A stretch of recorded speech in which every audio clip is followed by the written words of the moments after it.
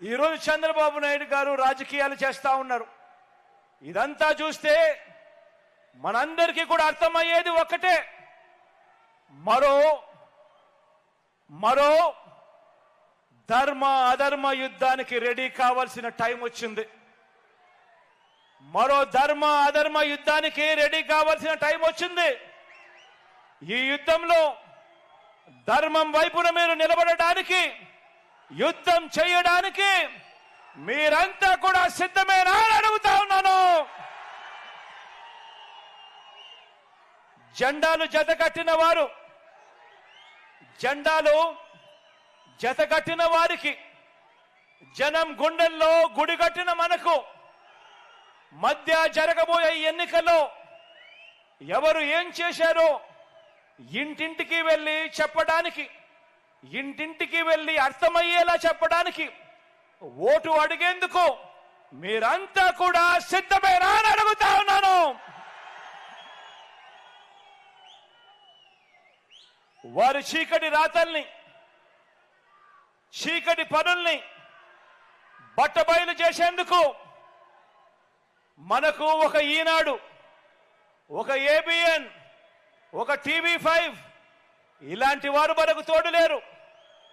బాబు మాదిరిగా 4 ఎల్లో ఛానళ్లు, 2 పత్రికలు మనం పోషించడం లేదు.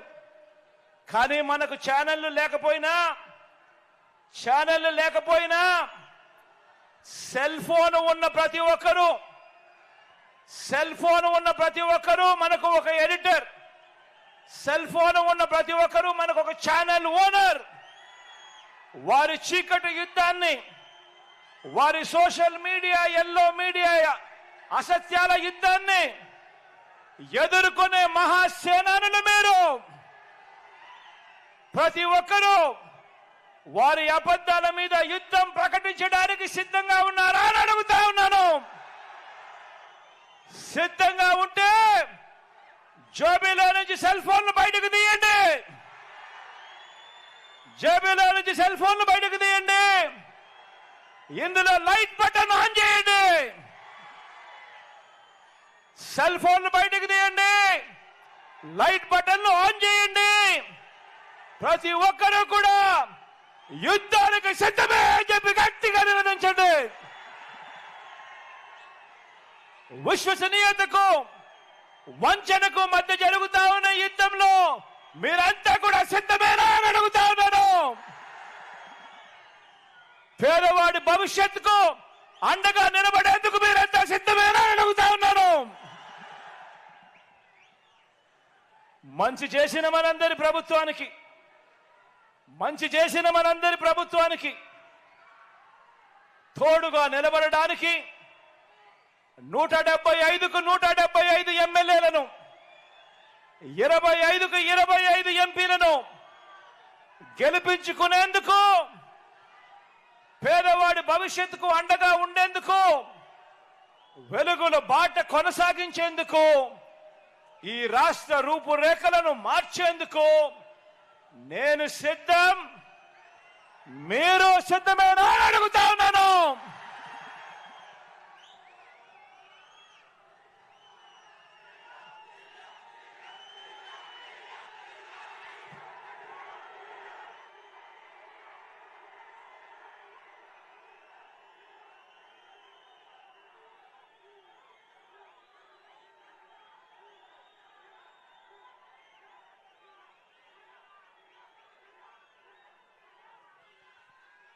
చీకటి అయిపోయింది కాబట్టి మళ్ళీ ర్యాంపు వద్దని సెక్యూరిటీ వాళ్ళు చెప్తా ఉన్నారు కాబట్టి దయచేసి మరోలా ఎవరు అనుకోవద్దని చెప్పి సవినయంగా ప్రార్థిస్తా ఉన్నాం.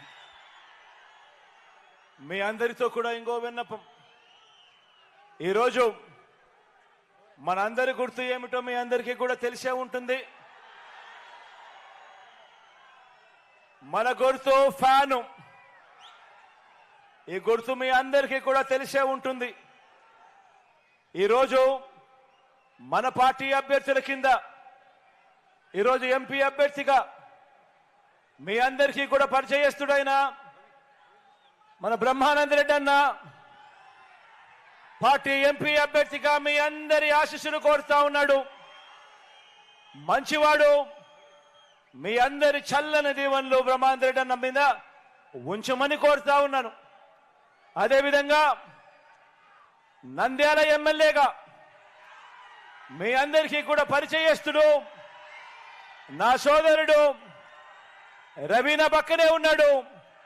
మీ చల్లని దీవెనలు రవిపై కూడా ఉంచమని చెప్పి కూడా సవినయంగా కోరుతా ఉన్నాను. అదేవిధంగా పాలెం ఎమ్మెల్యేగా మీ అందరికీ పరిచయస్తుడు భూపాలన్న ఉన్నాడు నా పక్కనే.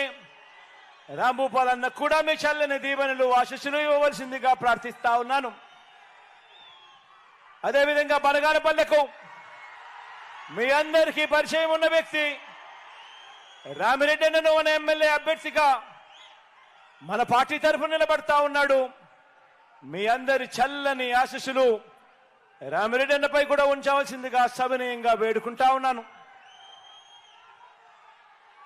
అదేవిధంగా ఆళ్లగడ్డకు సంబంధించి నా సోదరుడు నాని నిలబడతా ఉన్నాడు.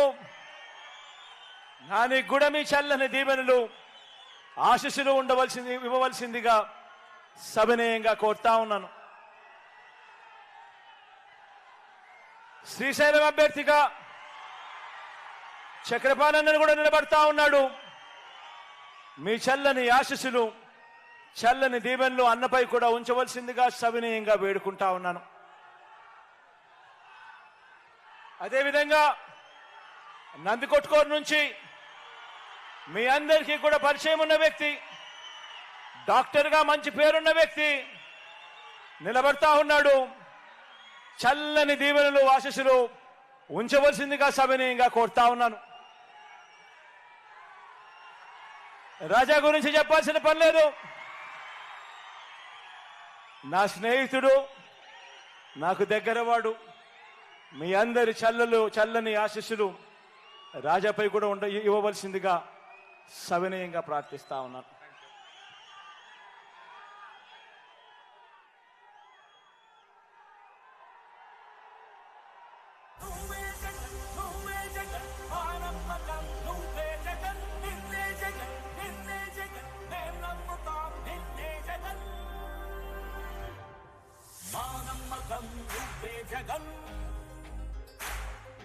మేం నమ్ముతాం నిన్నే జగన్,